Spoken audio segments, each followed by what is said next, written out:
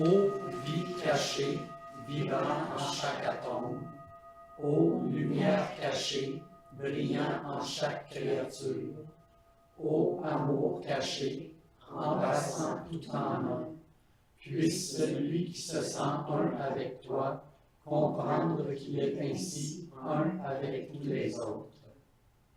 Shanti, Shanti, Shanti, à tous les êtres.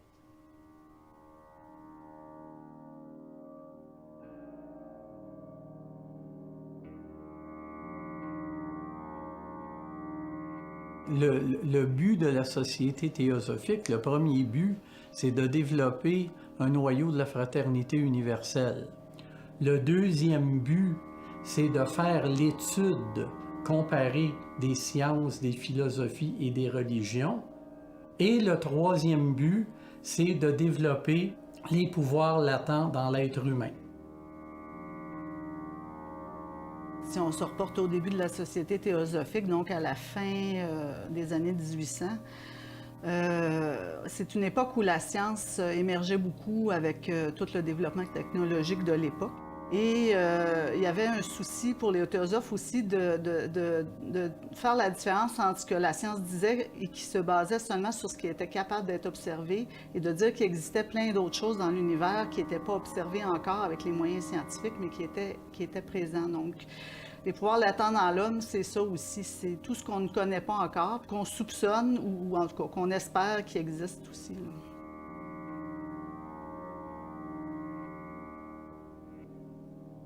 Si on parle de la fondation de la Société théosophique, on parle de 1875, on parle de Madame Blavatsky et du colonel Olcott dans un premier temps.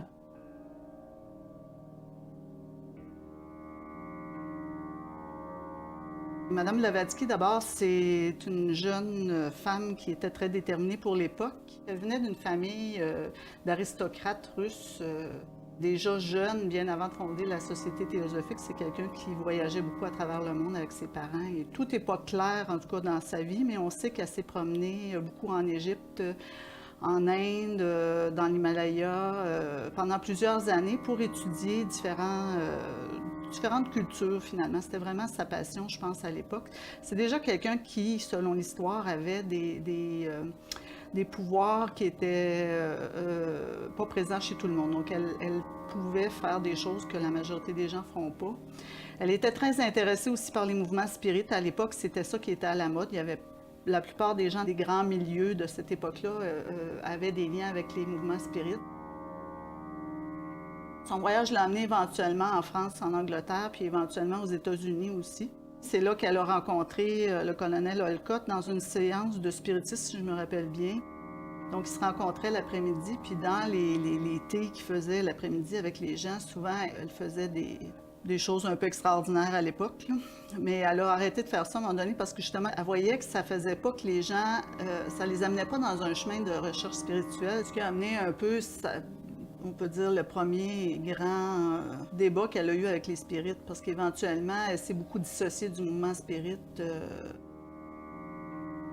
Blavatsky et Olcott étaient dans une recherche spirituelle, c'est sûr. Blavatsky depuis son plus jeune âge, parce qu'elle voyait des choses que les gens ne voyaient pas. Olcott, c'est moins clair pour moi, mais je sais qu'il a fait partie des mouvements spirites. Effectivement, il était franc-maçon. Beaucoup de gens autour de la Société théosophique étaient francs-maçons. Que ce soit les Rose-Croix, que ce soit les francs-maçons, il y avait des gens qui baignaient dans tous ces courants-là. Donc, nécessairement, ils s'inter-influençaient.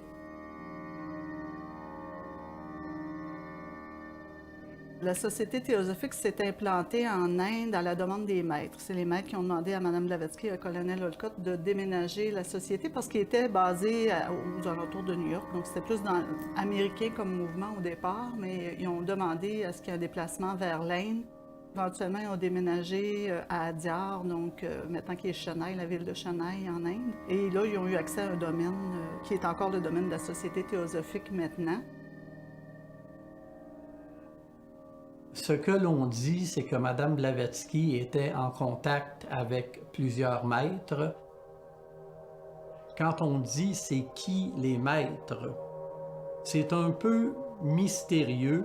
Il y en a qui vont simplement dire que c'est des êtres humains, mais qui sont plus avancés, sont plus âgés que nous en tant que nombre de vies.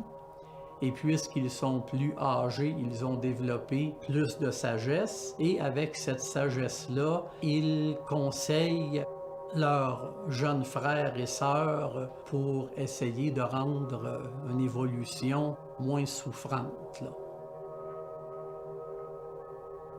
Madame Blavatsky recevait l'instruction directement des maîtres, puis elle jetait ça sur papier.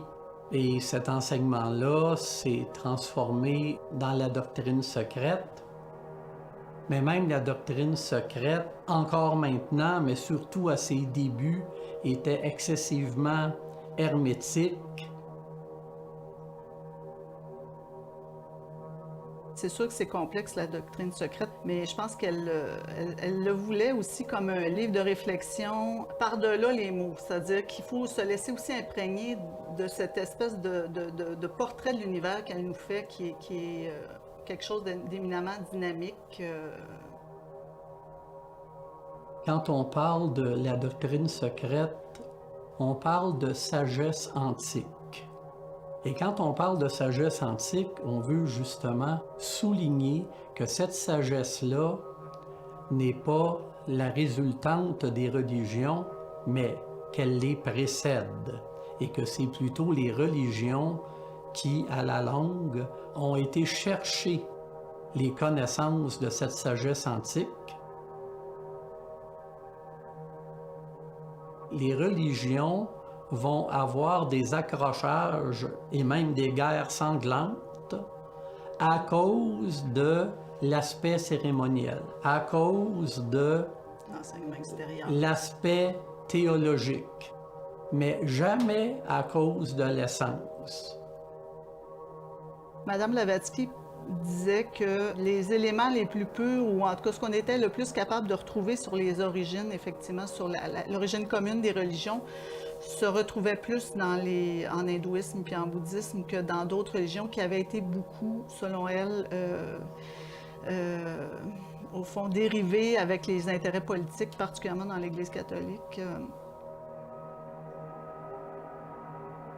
En théosophie, on a, au niveau de la doctrine secrète, ce qu'on appelle les 3 propositions fondamentales. Puis il y en a une, c'est ça, c'est qu'il y a quelque chose qui a créé tout ce qu'on a, tout ce qu'on voit, ce dans quoi on vit actuellement. Ça, toutes les religions sont quand même d'accord là-dessus. Ils appellent ça autrement, ils ne le voient pas tout à fait au même niveau. Des fois, ça a plusieurs dieux, des fois, ça en a juste un, mais on s'entend qu'il y a eu une création quelque part. On dit que dans un premier temps, il y a l'absolu que l'on définit comme ce dont on ne peut parler et que cet absolu-là crée un reflet et que là, il y a la manifestation. Là, il y a quelques étapes qui se passent, puis à un moment donné, il y a 7 plans de matière qui se créent. Tous les plans, comme les émotions, par exemple, c'est une sorte de matière. Les pensées, c'est une sorte de matière. En parlant de la constitution de l'être humain, on parle un peu de la constitution de l'univers parce que dans les 7 premiers plans, c'est les mêmes plans finalement. On nous dit qu'il y a des cycles et que ces cycles suivent la loi karmique, donc la loi cause à effet. Donc à travers l'incarnation et le karma, on se rend compte à un moment donné que quand on fait certaines choses, ça fonctionne, et quand on fait certaines autres choses, ça ne fonctionne pas. Et ça, d'après moi, c'est une première étape d'évolution qui se fait justement à travers la réincarnation et le karma. Dans la société théosophique, les enseignements sur la réincarnation ou la croyance à la réincarnation est une des bases fondamentales. Réincarnation, karma. On est très conscient en théosophie, puis c'est un sujet qui revient, je pense, dans toutes les assemblées. Souvent que, tu sais, ce qu'on voit, c'est une illusion. On parle souvent du voile de Maya, mais on sait qu'on vit dans une réalité qui est partielle. Donc, en étant conscient que ce qu'on connaît, même ce qu'on connaît de la théosophie, ce qui est enseigné en théosophie, c'est rien à comparer à ce qu'on va un jour enseigner plus tard, bien, ça fait qu'on est un peu réticent à parler d'une doctrine, dans le sens où on n'est même pas sûr que ce qu'on fait, c'est tout à fait vrai. C'est ce qui s'approche le plus avec la capacité qu'on a actuellement de la vérité, mais ça reste toujours à évoluer. Donc, c'est quelque chose qui est en mouvement.